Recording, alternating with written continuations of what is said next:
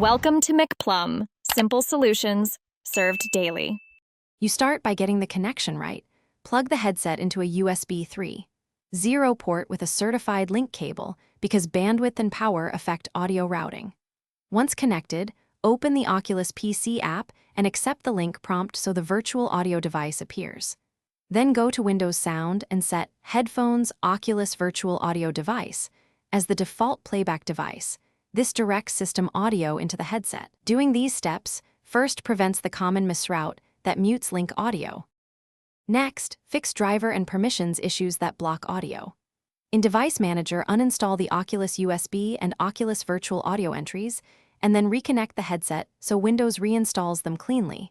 This resolves corrupted driver bindings. After that, open the sound device properties and turn off exclusive mode so apps cannot hijack the stream. Finally, launch the Oculus app as administrator and ensure your GPU drivers are current, because Link depends on driver handoff for low-latency audio and video. To finish, power cycle everything. Unplug the cable, wait 5 seconds, then replug into a tested USB 3.0 port, prefer rear motherboard ports, and reconnect Link.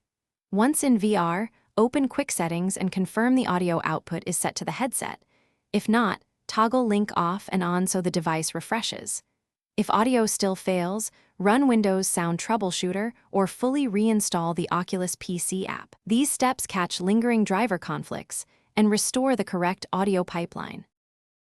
Thanks for watching. Stay juicy and subscribe.